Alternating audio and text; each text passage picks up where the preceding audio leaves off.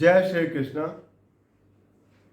आप सबका वैदिक प्रेडिक्ट में स्वागत है। आज का विषय है D3 चार्ट, यानी कि दृष्टिकोण चार्ट भी कहते हैं। ये एक डिविजनल चार्ट है और कुंडली विश्लेषण के समय जब तक इस चार्ट का विश्लेषण नहीं हो पाता, क्योंकि D9 तो इम्पॉर्टेंट है ही है, लेकिन D3 भी बहुत इम्पॉर्टेंट है। अगर इसका विश्लेषण पूरी तरह नहीं किया तो इसमें बहुत सी चीज़ें जो है हम मिस कर जाते हैं, तो इसलिए इसको देखना बहुत ही ज़रूरी है।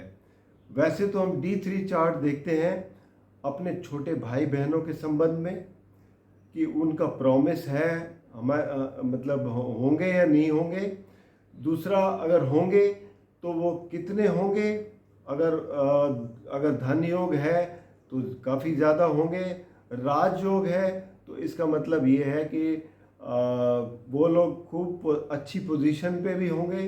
तो इस तरीके से बताते हैं। दूसरा, आपके कर्मों का जो फ्रूट है वो D3 चार्ट से ही पता लगता है। इसके अलावा और भी बहुत सी चीज़ें हैं, जैसे एक 22वां दृष्टिकोण इसमें होता है, जिसका स्वामी जो है, जिसको हम खरेश बोलते हैं, वो भी हम इससे जानेंगे कि उसका क्या महत्व है हमारी कुंडली में। और आपका नेचर कैसा है ये भी बताता है कि आप ये भी तय कर सकते हैं आपके किस नेचर के आप इंसान हैं। आपकी इंक्लिनेशन किस तरीके की है ये भी बताता है। और इसके अलावा और भी कई चीज़ें हैं छोटी मोटी जो इस चार्ट से देखी जा सकती हैं और इसका बहुत बड़ा प्रभाव आता है। तो इससे पहले कि मैं पूरा विवरण शुरू करूं, आपसे रिक्वेस्ट है कि अगर आपने चैनल को सब्सक्राइब नहीं किया तो कृपया सब्सक्राइब करके बेल आइकन ज़रूर दबा दें, ताकि आने वाली वीडियो की नोटिफिकेशन मिल जाए। और अगर आपको वीडियो पसंद आए तो आप इसे लाइक कर सकते हैं, शेयर कर सकते हैं, ताकि दूसरे भी इसका लाभ उठाएं। तो आइए शुरू करते हैं D3 चार्ट। सबसे पहले देखेंगे कि ये बनाया कैसे जाता है पराशरी सिस्टम से। तो इसमें सबसे बहुत ही आसान तरीका ये है कि एक जो राशि है वो 30 डिग्री की होती है। अब उसमें जैसे कि मान लो लग्न है, मान लो आपका लग्न जो है वो 5 डिग्री का है, तो आपका लग्न पहले दृष्टिकोण में पड़ गया, यानी कि 1 से 10 डिग्री पहला दृष्टिकोण हो गया। उसके बाद 10 से 20 डिग्री दूसरा दृष्टिकोण हो गया और 20 से 30 तीसरा दृष्टिकोण हो गया। तो ऐसे ही मान लो अगर आपका लग्न जो है 12 डिग्री का है तो दूसरे दृष्टिकोण में आ गया, तो इसका मतलब आपका लग्न जो है वो यहाँ से जो 5वां घर पड़ेगा वो लग्न बन जाएगा D3 चार्ट का, यानी कि बर्थ चार्ट से 5वां घर। और अगर तीसरे दृष्टिकोण में पड़ता है आपका, तो आपका जो चार्ट है D3 का वो नवम घर से हो जाएगा। तो इस तरीके से इसका चार्ट बनाते हैं। और इसको देखने का जो तरीका है कि इस D3 चार्ट में सबसे पहले तो एक तो ये देखेंगे कि अगर आपका लग्न D3 का मजबूत है तो इसका मतलब आपके छोटे भाई बहन भी होंगे। और साथ में अगर उस चार्ट में राजयोग है तो इसका मतलब वो भाई बहन आपकी बड़ी अच्छी पोजीशन पे भी होंगे। और अगर धन योग है तो इसका मतलब ये कि भाई बहन 1, 2 या 3 ज़्यादा हो सकते हैं। तो इस तरीके से हम देखते हैं। साथ में एक चीज़ और देखी जाती है बर्थ चार्ट में, जो आपके त्रिकोण के स्वामी हैं वो अगर D3 चार्ट में आपस में संबंध बनाते हैं तो जातक की ज़िंदगी जो है वो बहुत ही खुशहाल होती है। तो इस पॉइंट को भी बहुत अच्छी तरीके से देखा जाए कि उसके जो कर्मों का फल जो है उसको बहुत अच्छा मिलेगा अगर ये पोजीशन है। अगर कई बार क्या होता है, जैसे बर्थ चार्ट के त्रिकोण के 3 ग्रह हैं, तो जैसे पहले का, 5वें का और 9वां भाव, ये त्रिकोण भाव हो गए। और त्रिकोण भाव बहुत ही शुभ होते हैं। तो इसके स्वामी जैसे है, आपस में अगर तीनों कांटेक्ट कर लेते हैं तो बहुत ही खुशहाल ज़िंदगी होती है। अगर दो करते हैं आपस में संबंध तो थोड़ा कम होगी, लेकिन फिर भी कुछ अच्छी स्थिति मिलेगी। लेकिन अगर बिल्कुल संबंध नहीं है तो ऐसी स्थिति में थोड़ा कठिन परिस्थितियां होती हैं, जिससे आपको मेहनत अधिक करनी पड़ती है कोई फल प्राप्त करने के लिए। तो एक तो ये चीज़ देखते हैं। दूसरा ये चीज़ देखते हैं कि अगर कोई भी ग्रह, खासकर D3 का लग्न का स्वामी, लग्न और लग्न का स्वामी और चंद्र, ये तीन चीज़ें देखेंगे। अगर वो मूवेबल साइन में है, मूवेबल साइन कौन से होते हैं? 1, 4, 7 और 10, यानी कि मेष, कर्क, तुला और मकर, ये मूवेबल साइन है। अगर इसमें है तो इसका मतलब आप बिल्कुल नारद मुनि की तरह हैं, यानी आपकी ट्रैवलिंग बहुत होती है, आप मैसेंजर की तरह काम करते हैं, और मतलब ये कि आप बहुत ही मैसेजेस वगैरह एक दूसरे को बहुत पास करते हैं, बातें वगैरह बहुत करते हैं। ऐसे ही अगर आपके जो लग्न का स्वामी या लग्न का स्वामी हो गया, या लग्न हो गया, या चंद्र का स्वामी हो गया, अगर फिक्स साइन में है, फिक्स साइन यानी कि 2, 5, 8 और 11, दूसरी राशि हो गई वृषभ, 5वीं हो गई सिंह, 8वीं हो गई वृश्चिक और 11वीं हो गई कुंभ। तो इनमें अगर है तो इनको हम फिक्स साइन बोलते हैं। और इस फिक्स साइन में जो प्लेनेट बैठा है तो वो मतलब अगस्त्य ऋषि की तरह हो गया, यानी कि वो उन लोगों की प्रवृत्ति रहती है, नेचर रहता है कि जो एक बार फैसला कर लिया वो अटल है। वो जैसे अगस्त्य ऋषि का नेचर था कि जो भी एक बार डिसाइड कर लिया बस वो पर्वत की तरह है, वो हिलेगा नहीं बिल्कुल अपने निर्णय से। तो ये ऐसे ही इनका नेचर रहता है। उसके बाद अगर कोई ग्रह ड्यूअल साइन में है, यानी कि मिथुन, कन्या, धनु या मीन राशि में है, तो ऐसे जातक जो है वो उनका नेचर होता है दुर्वासा ऋषि जैसा। अब दुर्वासा ऋषि का अगर आपने मालूम हो तो बहुत ही जल्दी क्रोधित हो जाते हैं। तो ऐसी प्रवृत्ति इनकी भी रहती है कि छोटी छोटी बात पर बहुत ही जल्दी क्रोधित हो जाते हैं और कुछ कुछ कह भी देते हैं, जैसे दुर्वासा ऋषि श्राप दे देते थे बहुत। तो ऐसे ही जातक जो है बहुत कुछ कह देंगे, बहुत जल्दी क्रोधित हो जाएंगे। तो ये नेचर का इसमें काफ़ी पता लग जाता है D3 चार्ट से। इसके अलावा और जो चीज़ें देखने वाली हैं वो ये है कि एक पॉइंट होता है यहाँ पे 22nd दृष्टिकोण। अब दृष्टिकोण का अगर हम गिनती शुरू करें तो पहले भाव में 3 हो गए, तो इस तरीके से चलते हुए 7वें घर तक 21 दृष्टिकोण होते हैं। और 22वां दृष्टिकोण जो पड़ेगा वो 8वें घर में पड़ेगा। अब 22वें दृष्टिकोण का जो भी मालिक है, जो भी लॉर्ड है, वो आपके घर में जहाँ पर भी बैठेगा तो उसके उस सिलसिले में आप हमेशा कोई ना कोई आपकी परेशानी बनी रहेगी।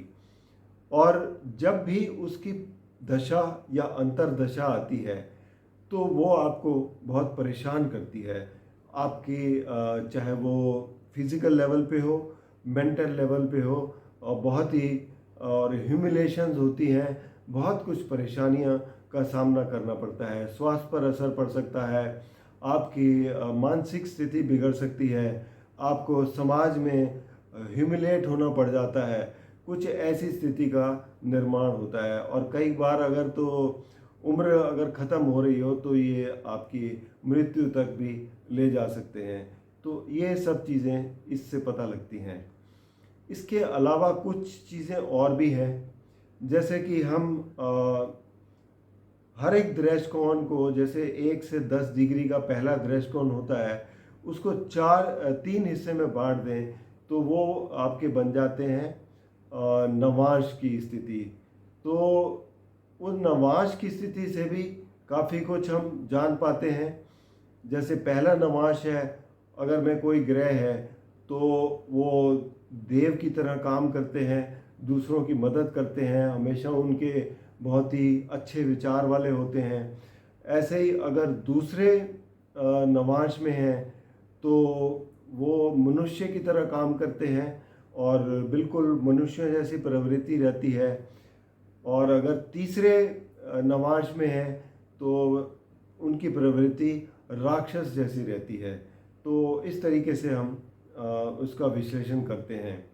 तो ऐसे हर एक दृष्टिकोण में ये तीन तीन अगर देखेंगे और उससे ये निर्णय आता है कि इनकी प्रवृत्ति कैसी रहेगी।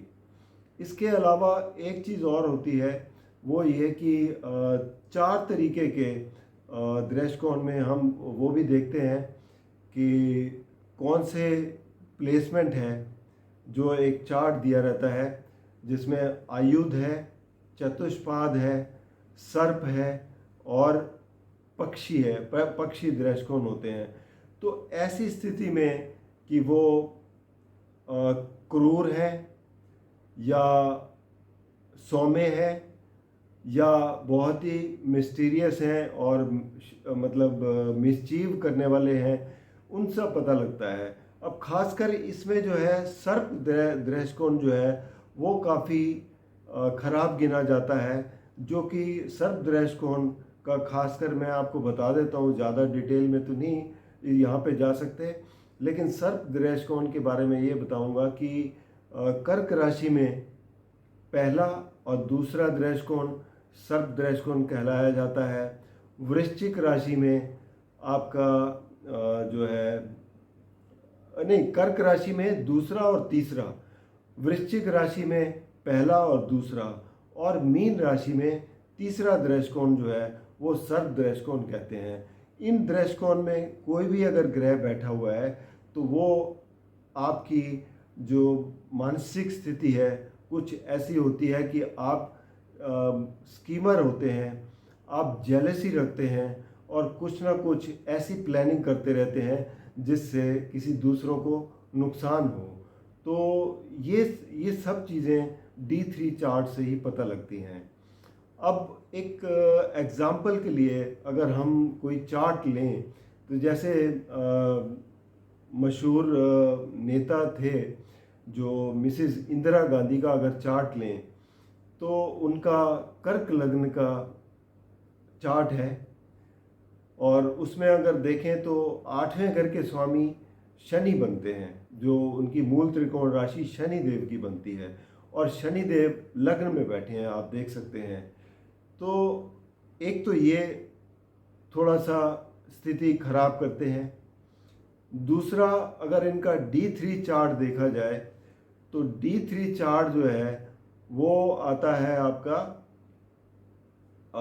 मीन राशि का, जिसमें अष्टमेश जो 22 दृष्टिकोण वो जो बनेंगे वो शुक्र बनेंगे।